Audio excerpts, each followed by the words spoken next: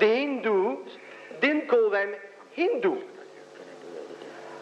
They call them the followers of the Sanatana Dharma, of the universal norm. And it is very striking that indeed it is the West that has felt the need to give an expression to these followers of the Sanatana Dharma, of the universal norm, so as to equate it with more defined, more closed religion, which they were themselves the followers of. We propose to define Hinduism as a pre-science of the divine. Hridayananda Das Goswami, a prominent Vaishnava scholar and a member of the International Society for Krishna Consciousness, spoke on the notion of values being the actual meeting point between science and religion. Those philosophies, as I've observed, which tend to argue against the ultimate reality of individual existence, of personal existence, and of a personal God, undermine ethics. They, I think, erode or they subvert the whole foundation of a truly ethical society. And in this sense, I see some relationship between the impersonal spiritual schools and yoga systems and even material reductionistic science. That's why sometimes books are written, like the Tao of Physics, or other books which try to show that actually Eastern mysticism and Western science really go together like a horse and carriage. Because in fact, both of them are impersonal. Both of them ultimately, sooner or later, deny that we persons are real as persons. We are not fundamental entities. We are byproducts or epiphenomena, whatever word you want to use. But at some level of our analysis, we come to the point where we are not real. If we are not real, our values aren't real. Now, we want our cake, we want to eat it too. Or as they say in Brazil, no pode chupar cana e assoviar. You can't suck sugar cane and whistle at the same time.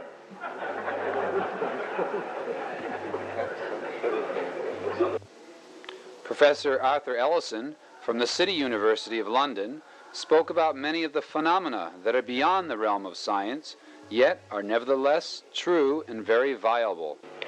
Near-death experiences throw more light on the complexity of a human being. In the mystical experience, which many people have had, some of them in a mini form by taking LSD, the experience has been of a complete unity of all life. That's the experience. Science is building mental models representing the experiences which human beings have. You can see I'm on the side of science. The next session was Physics and Beyond. Undoubtedly, of all the sciences, physics has been the most charismatic, especially from the turn of the century when Einstein derived his theory of relativity and Planck founded the principles of quantum mechanics. Many brilliant men have led the way to a stunning beginning in finding the way nature works and the laws under which it functions. This increasing understanding and unraveling of nature has certainly led man into a better and better position to exploit nature and her energies, but has this led to a greater understanding of man himself? Since the advent of quantum mechanics, it has become obvious that not everything in the world is actually deterministic. There does seem to be random behavior in nature. Whether the probabilistic element is because of this world having an innate element of chance in it, or is it because there is a genuine free will that is associated with directing and controlling the course of humans in this world? This has definitely become the focus of much philosophical search within physical sciences. Chairing the session was Dr. Ramana, the chairman of the Atomic Energy Commission, Government of India. The first speaker to speak on the physicist's view of reality was Dr. E.C.G. Sudashan, well known for his original contributions in the search for the grand unification much better theory. said than I could say. But I don't think physicists by themselves are better able to make the synthesis of science and religion, because there are the physicists have a certain religious experience in the moment of discovery, in the moment of insight, in the moment, during the period of teaching, knowledge passing from one person to another person. But people who are concerned with religion, who have religious experience, do have probably more of these experiences. Professor Willis Harman of Stanford University spoke on the need to recognize consciousness as a genuine non-physical principle. We have science which deals with what we might call matter-energy stuff, and deals with it exquisitely. If we then find that besides that we have to take into account mind-spirit stuff in some way, then you could have a separate and complementary body of knowledge about mind-spirit. And that is indeed recommended by some scientists. And Dr. Richard L. Thompson, a mathematical biologist and author of the book Mechanistic and Non-Mechanistic Science, made a refreshing presentation of the possibilities of God's control over the laws of nature without jeopardizing the deterministic framework. In this presentation, I will discuss a reformulation of quantum mechanics and classical mechanics, which presents both as non-deterministic theories of an objectively real material energy. Such a formulation can be of interest in the domain of physics, since it suggests new ways of carrying out our calculations, and it may even suggest new avenues of experimental investigation. But here my main purpose is to explore the relation between modern physical theories and broader metaphysical and theological ideas. My thesis is that both classical and quantum physics are compatible with the idea that a transcendental superconscious being directs the course of events within a flexible framework of non-deterministic laws. I should stress that this exercise in philosophical speculation can at best suggest tentative possibilities. However, it is only by considering possibilities that we can decide which way to go in the search for truth. 2 workshops were held the evening of the second day, involving very interesting panel discussions. Workshop 1 was entitled Science and Social Concerns. part of this whole westernization thrust is the belief that science and technology will solve all problems, and what's meant up to now is science in the form in which we have had it, a materialistic kind of science. And so the net result is that when we have had social problems that involve human values and very human concerns, we still try to solve them with science and technology. So the foundation for morality cannot be in science. I think this is what I have been hearing being said, that there has to be a transcendent authority on which to base moral values. 4 major things occurred to me. The first one was the atomic bomb, and who is responsible for it and what can we do about it. The second thing was starvation and other human suffering, and what can we do about that. The third thing that came into my mind was appropriate engineering development and appropriate medicine for the development countries. And in parallel with that, a realization in Western countries that we cannot go on indefinitely raising our standard of living. It's probably too high already. And the fourth thing is education. Workshop number 2 was to find the most elusive of all concepts, the basis for unity of all religions. What really do we mean by religious unity, the unity of religions? Is it only a fanciful idea? Is it a romantic notion for which we wistfully pine, hoping that it may come about? Or do we have a clear-cut notion of what it means? Actually, that's one of the most vigorous and important questions confronting all of us throughout the world today who have serious adherence to one or more of the great religions. God has not made us all uniform, has not created a simple, universal, and all-inclusive way to worship Him, to meet Him, to follow His teachings, but a variety of ways. I think the basis of unity is that each religion works and is efficient and actually purifies its sincere followers. So the questions we face have to do with issues of peace, limitations of modern governments, modern states, in helping us confront these enormous issues, problems in international conflict, and problems of terrorism. Session 5 was entitled Mind, Brain, and Consciousness. The focus for this session was consciousness, its nature, and science, the one topic that has completely baffled all of modern science in every front, particularly in the field of artificial intelligence. The understanding of consciousness is a key element in establishing the further progress of man and in finding a balance of inner and external harmony. With the advent of the modern cognitive sciences, there is a worldview emerging in modern science that man is nothing more than mere electrochemical processes in the brain.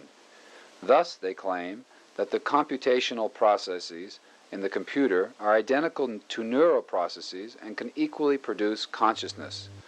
Examining this thesis were 4 of the world's top specialists in this area.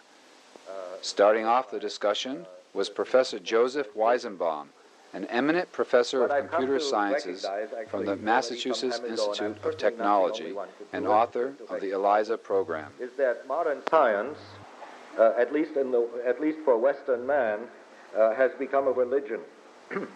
It has all, or at least most of the trappings of a religion. For example, it has a priesthood, roughly organized on hierarchical lines. It has temples, it has shrines and rituals, and it has a coherent body of canons, some of which we've heard pronounced yesterday. I'm thinking here in this case particularly of it has its mythology as well, and in particular of the myth that if a scientific theory is confronted in reality, say by experiment, with a single contradiction, a piece of disconfirming evidence, that then that theory is automatically set aside and a new theory adopted which takes into account the disconfirming evidence that has been established. Critically examining the notion of machine intelligence was Professor John Searle, the noted philosopher from University of California, Berkeley. He presented an alternative variation of what is known as the theory of emergence of consciousness. That at long last, after centuries of mystery and obfuscation, we've at last got the key to understanding the mind and understanding the relationship between mind and consciousness on the one hand and brain on the other. And the key, according to this view, is provided by the digital computer. And the idea is that the appropriately programmed digital computer would have a mind, would have consciousness in exactly the same sense that you and I have minds with consciousness. Presenting a fundamental paper and a new hierarchical model of consciousness, intelligence, mind, and body was Ravi Gomatin, a computer specialist and the secretary for the Bhaktivedanta Institute. The last slide explains the nature of intelligence. There is a real apple, there can be a plastic apple, and there can be a painting of an apple. Apple does have many qualities like shape, size, color, weight, texture, and taste. If you took a plastic apple, you can very realistically produce the shape, the size, the color, the weight, and the texture, but you cannot produce the taste. But if you took a painting of an apple, you can produce shape to some dimension and size, and perhaps color, but not weight, texture, or taste. Exactly the same way, the real intelligence, which is the original property of the consciousness, possesses all qualities. But when it is mapped on to the human, to the matter level, which is the human intelligence, it produces many qualities, which makes it look like it's almost a real intelligence. As in many of the sessions, there followed a most interesting panel discussion on the lectures. We shall now proceed to the panel discussion and discussion among the speakers. May I, at this point, briefly introduce the members of the panel. 3 are already known to you from previous appearance on this stage. Professor David Long, Professor Willis Harman, Dr. Richard Thompson, and may I introduce Professor Ramamurthy, who is one of India's most distinguished neurosurgeons. That even if we hypothesize machines that can sense and affect their worlds and so on, and on that basis develop real intelligence and so on and so forth, that even if we hypothesize such machines, the intelligence that such machines would possess would be so very different, so very alien from human intelligence, that the kinds of questions that get asked about, can a machine think like a human being and so on, these questions become simply absurd. Hindu psychology, Indian psychology, mind, manas, buddhi and ahankara, mind, intelligence and ego are material. Therefore, it is no difficulty for us, Indian neuroscientists, to understand that mind is material and is a property of neurochemical processes. It seems to me the whole artificial intelligence tradition rests on a kind of pun on the word intelligence. It's unfortunately that we fastened onto that words and other words that we can get the same pun on. And the pun is this. On the one hand, when we talk about intelligent behavior, often we're just interested in the quality of the performance. So my pocket calculator is much more intelligent than the old adding machine that I used to have before I bought the pocket calculator. But that sense of intelligence just has to do with external behavior. It's got no psychological relevance. But there's another sense in which we talk about intelligent mental processes, and now we're talking about what goes on the inside of the mind. Session 6 consisted of 2 panel discussions. Panel 1 was entitled Nuclear Threat and World Peace. This is a large change of subject, but I think a necessary one. We are holding this conference on the synthesis of science and religion at a very, very strange time in the history of the planet. So the situation we face is a very strange one, and I want to say it perfectly plainly. All over the world, persons who are deeply interested in cooling and stopping the arms race and preventing nuclear war have reached extraordinarily close agreement on what needs to be done. Nuclear war will one day or another break out. Why? Because of what the West calls, since 14th century Western Renaissance, the triumph of reason, turning its back to Greek and Indian thought. Religious people have not been sufficiently concerned about this problem. Well, the World Council of Churches has made a few statements, the Pope has made a few statements, some other religious groups have made some statements. But as religious institutions, we have not done enough in this area where the human future and the future of life is endangered. And I hope we in this conference will find it possible to make a clear, precise statement which includes the 5 points which George Wald has mentioned, but also some other points. Thank you very much. Japan, as you know, is the first sacrifice of the nuclear weapons. And since then we have the world's most peaceful constitution in which we abandon the wars of all kinds as a means to settle dispute among nations. However, now we have, as a self-defense force, one of the strongest army in Asia, although we still have no nuclear weapons. The second panel discussion was entitled Science, Religion, and education. We have to develop an education for human survival, an education for the global consciousness, which has to develop if science